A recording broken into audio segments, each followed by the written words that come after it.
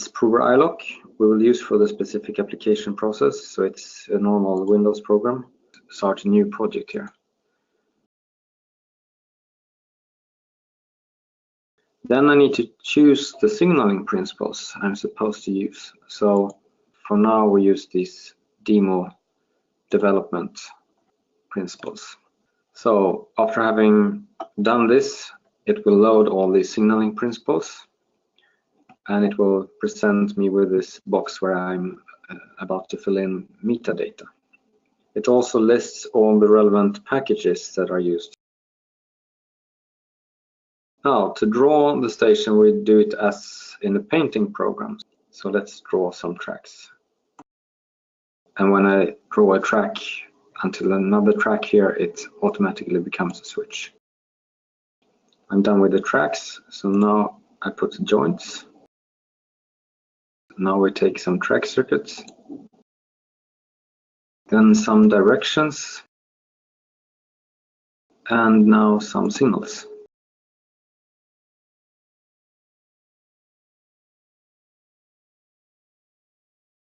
So based on this, I should be able to click here. And this program will now compute the interlocking system needed for this station based on the generic principles that have been defined in the package that I loaded initially. And when it's done, it opens this simulator.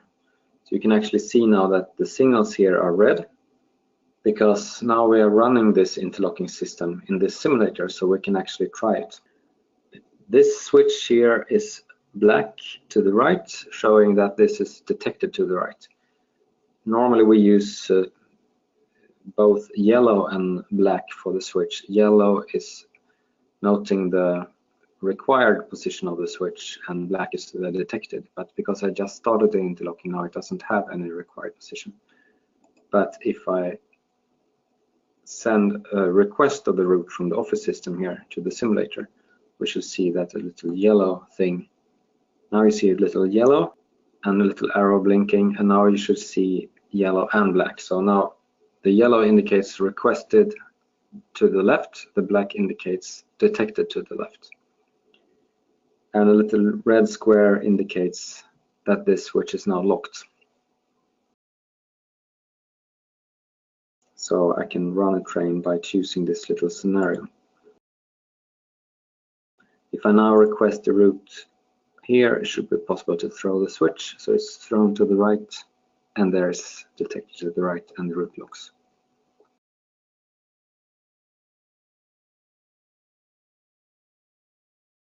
So this was just to demonstrate a bit how we can use interactive simulation here. This is very much like the factor acceptance tests that engineers do all over the world. One big difference is that this can be done just minutes after the station has been configured now. This also means that if a company has several engineers, all of them using this application, everyone can do this simulation just minutes after having configured the station. It's also very good to run many tests. Such tests are available here in the batch simulator, so you can run a number of tests. Okay, so these kind of tests are done for all the routes. So this is what you would do if you have principles testers. If you want to run the tests, you can do it actually in parallel. So if you click run, it will utilize all the cores on the computer. So it completed these tests in 1 second. Okay, because if I have 4 cores on this computer, and then this simulator uses all 4 cores, so it puts very different routes and different cores, so it's very quick. We also have formal verification. These are safety requirements phrased in first order logic, and here we don't use simulation to prove this. The simulator runs one or several scenarios and tests that requirements are fulfilled in these scenarios. The problem with this approach is that you never cover all possible scenarios, only the likely ones or the suspicious ones, but you can never reach full certainty with testing. That's why it's often useful to have manual review as a complement to testing. And formal verification is a kind of automatic review rather than manual review. So it proves properties like you prove things in mathematics. So let's run the proof. I click and it's done. So it's, in this case, it's done in 0.3 seconds. But to be honest with you, a normal project takes more. So if we have a real project, it takes for a station this big, perhaps 5 seconds. And if it's really complex, it can take several hours. But nevertheless, it's often much simpler to prove things if we have done it using this process than if we come in and just prove properties about systems that have been constructed in other ways. So now we have done some testing and some formal verification, and it's time to generate the code. So this is the coder module. And for this demo project, we use C code as target language. So now we generate C code. So I click this button and wait. And the C code now ends up here. So most of this is just boiler template, but the logic should be in here, interlocking translation. So yeah, here is the C code. So it's not intended for being manually read here, but nevertheless, there are some comments in here. Let's also look a bit at the generic application level here. I will do that by showing you a number of files. This is how the design looks in this language. So, for example, the decision to throw the switch to the left is made like this. This means that to throw the switch to the left, the interlocking should check 5 different conditions. First, that the switch is not locked. This is a not symbol. This is an and symbol, and this is an or symbol. So the switch should not be locked. The switch should not already be placed to the left. So placed is a term we use for the switch that hasn't been detected to the left, but it has been decided that it should be to the left. So detected and decided is a bit different. There should not be any request from the office system to throw the switch to the right. It should not be any request by root to throw the switch to the right. And finally, these are the checks that are things that must not be fulfilled. And finally, there are 2 reasons to throw the switch to the left, either because there is a left request coming from the office system, or there is a left request by root. So, for example, when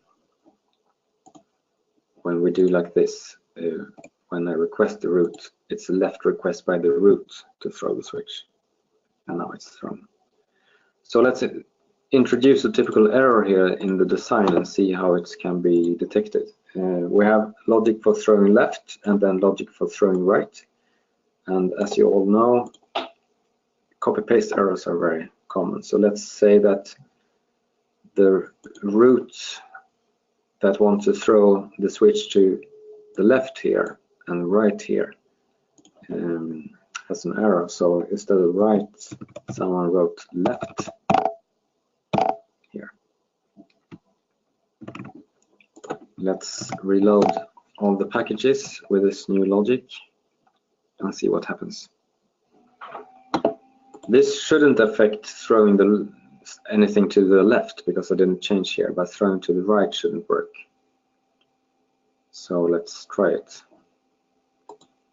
Here, if we throw it first to the left, it works as usual. And then we can run a train to release the root.